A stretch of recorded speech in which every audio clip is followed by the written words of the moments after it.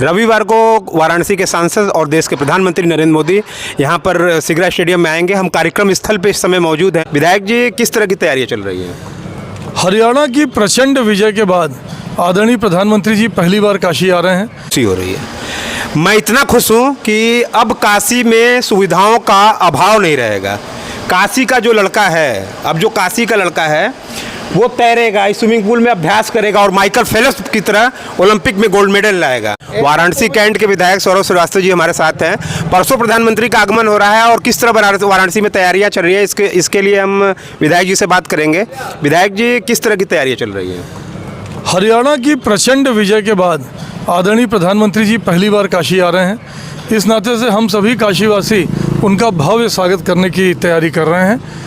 घर घर ये कार्ड वितरित हो रहा है, लोगों से बात हो रही है। हम खड़े हैं सिगरा स्टेडियम के पास। आपको भी याद होगा, आप काशी के ही पत्रकार हैं, कि ये स्टेडियम किस हाल में था। मोदी जी ने इसे विश्व स्तरीय बना दिया। ये विश्व स्तरीय स्टेडियम के लोकार्पण के अवसर पर आदरणीय प्रधानमंत्री जी आ रहे हैं। इस नाते से भी स्टेडियम के आसपास की जो पब्लिक है, हम एक एक लोगों के घर जा रहे हैं और उन्हें कार्यक्रम में आने के लिए निमंत्रण दे रहे हैं। स्टेडियम कितनी लागत से बना है और किस तरीके का उसका इंफ्रास्ट्रक्चर है? स्टेडियम की लागत का पूरा पेपर अभी मेरे हाथ में नहीं है। इस स्टेडियम को विश्व स्तरीय बनाया गया है। सभी तरह के खेलों की सुविधा, एक स्पोर्ट्स कॉम्प्लेक्स विकसित किया गया है।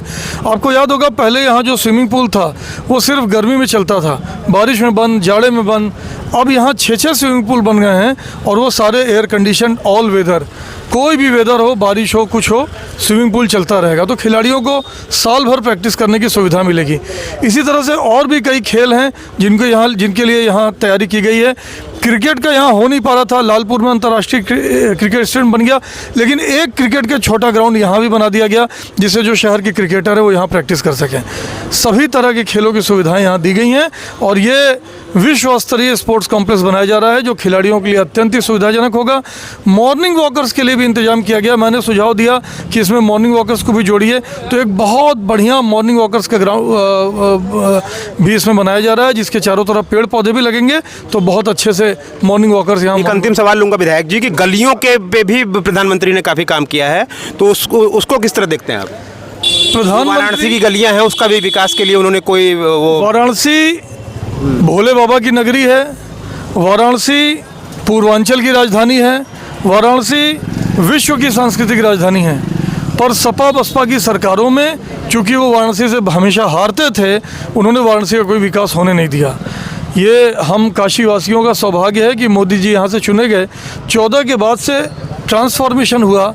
न सिर्फ काशी में बड़ी बड़ी परियोजना आई, बल्कि छोटी छोटी गलियों को भी पूरी तरह से संतृप्त किया गया। सीवर सिस्टम को ठीक किया गया, सड़कें ठीक की गई, स्ट्रीट लाइट्स लगाई गई।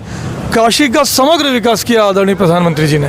अच्छा विधायक जी, एक समस्या है ज़मीनी, मैंने ग्राउंड रिपोर्ट किया था, कुछ बाहर ठेले वाले लगाते हैं। उन्होंने कहा कि स्टेडियम बन जाएगा तो हमारा क्या होगा, वो काफ़ी चिंतित नजर आ रहे थे। उसको आप किस तरह से देखते हैं? देखिए, जितने भी ठेले पटरी व्यवसायी हैं, कोरोना में इनका काम बंद हो गया था। मोदी जी देश के एकमात्र ऐसे नेता हैं जिन्होंने बिना गारंटी के इनके लिए स्वनिधि योजना के तहत ऋण का प्रबंध कराया, इस व्यवसाय को वापस से खड़ा किया। मोदी जी हमेशा हर व्यक्ति के प्रति चिंतित रहते हैं, हर व्यक्ति का इंतजाम करते हैं। जो भी ठेले पटरी वाले ऐसी जगह लगाते थे जिनकी वजह से ट्रैफिक जाम होता था, उनके लिए वेंडिंग जोन बनाए गए, उन्हें वेंडिंग जोन में शिफ्ट किया गया। वेंडिंग जोन में आराम से वो अपना कमा रहे हैं।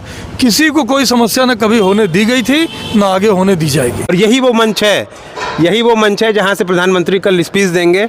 इसी मंच से वो कल संबोधन करेंगे और इसका उद्घाटन भी करेंगे, इस स्पोर्ट्स कॉम्प्लेक्स का। हमारे साथ यहाँ कुछ लोग मौजूद हैं। कितना वर्ष लगा, कितना समय लगा, हम उनसे पूछेंगे। भैया, इसको बनने में कितना टाइम लगा? ये हम लखनऊ से आए हैं, ये काम करने हमको नहीं। अच्छा, आपको नहीं पता? इन्हें, ये लखनऊ से बाहर आए हैं तो इन्हें पता नहीं है। हम 2 लोग और हैं वहाँ, उनसे बात करते हैं कि कितना समय लगा और कैसे बात करेंगे। भैया, कितना टाइम लगा इसको बनने में? कल बन रहा है। अच्छा, अभी बन रहा है। तब भी 5 साल तो लग गए होंगे। अब ये नहीं मालूम हमको। अच्छा, यहाँ कोई बात करने को तैयार हो नहीं रहा है और लोगों ने, स्थानीय लोगों ने बताया कि 5 साल का समय लगा है इसको बनाने में, और वाराणसी के लिए जो खिलाड़ी हैं उनके लिए प्रधानमंत्री की एक तरह से ये सौगात है। 200 करोड़ रुपए का इसका बजट था। 200 करोड़ रुपए में ये बना हुआ स्टेडियम है, जो वाराणसी के सांसद ने वाराणसी को समर्पित किया है। और यहाँ पे यहीं से प्रधानमंत्री संबोधन करेंगे, और पूरा मैं कैमरामैन से कहूँगा कि दिखाइए। और ये स्पोर्ट्स कॉम्प्लेक्स का उद्घाटन करेंगे। तरह तरह के खेलों के लिए यहाँ पे स्विमिंग पूल वगैरह बनाए गए हैं, स्क्वैश कोर्ट है, टेबल टेनिस कोर्ट है। तो हर खेलों का मतलब ओलंपिक में लगभग जितने खेल होते हैं उस तरह के कोर्ट यहाँ पे बनाए गए हैं। आपको क्या लगता है कि एथलीट यहाँ पे जो भी लड़के हैं खेल कूद पे यहाँ पे जागरूक होंगे, खेलेंगे, खेल भावना दिखाएंगे अपना यहाँ पे? जागरूकता, बहुत बड़ा प्रश्न पूछा आपने। जागरूकता, भारत में अन्य खेलों को लेकर के जागरूकता बहुत बड़ा विषय है। क्रिकेट भारत में धर्म की तरह माना जाता है और बहुत ज़्यादा खेला जाता है। कि क्रिकेट से काफ़ी लगाव है, आपको लगता है कि खेल भावना दिखाएंगे यहाँ पे एथलीट में? बहुत या अच्छा, गोल्ड मेडल आएगा? बहुत अच्छा प्रश्न है आपका। मेरा मानना है कि प्राइमरी स्कूल से लेकर के वहीं से हमें बेस रखना होगा कि जिस लड़के का जिस खेल में रुचि है उस खेल में उसे प्रमोट करिए। और ये खेल मंत्री को भी ये करना चाहिए, भारत सरकार को इस पे करना चाहिए। और ऐसे ऐसे खेल, और सबसे बड़ी बात अजय जी आप ये भी देखिए कि बचपन में हम भी रहे होंगे तो हमें भी तो क्रिकेट ही मिलता था। बैट सस्ती मिलती थी, बॉल 10 रुपए की उस टाइम बॉल आ जाती थी और हम लोग क्रिकेट खेलना स्टार्ट कर देते थे। ये सुविधाएं होती थी? नहीं होती थी। पोखरे में आप तैरते थे, वो भी इंजॉय के लिए। और ये अब हम एक अभ्यास करेंगे और एक ओलंपिक की तैयारी के लिए। और ये सिर्फ यही नहीं बना है यहाँ पे, मैं अंदर तक गया था और आप भी मेरे साथ थे, आपने तो खुद देखा था। स्क्वैश कोर्ट है, बास्केटबॉल कोर्ट है, ओलंपिक में जितने भी खेल होते हैं सारे स्टेडियम मोदी जी ने सिगरा स्टेडियम में प्रोवाइड किया है। मेरा एक सवाल है, जैसे कि पेरेंट्स लोग क्रिकेट और फुटबॉल, हॉकी को समय दे रहे हैं बच्चों को, क्या इसमें देंगे? बिल्कुल देंगे। उस समय वो इसलिए नहीं दे पाते थे ना कि उनके पास सुविधाएं नहीं थी। आप एक बात बताइए, हरियाणा से गोल्ड मेडल आता है, हरियाणा से इतने मेडल क्यों आते हैं? क्योंकि वहाँ की सरकार एक्टिव है, सक्रिय है, वहाँ इतनी सुविधाएं हैं, लड़कों का सुविधाओं का अभाव नहीं है। और यहाँ पे भी अब सुविधाएं मिलेंगी तो धीरे धीरे यहाँ के लड़के भी खेलेंगे और धीरे धीरे आगे बढ़ेंगे। इस तरह से लोग खेलते रहेंगे।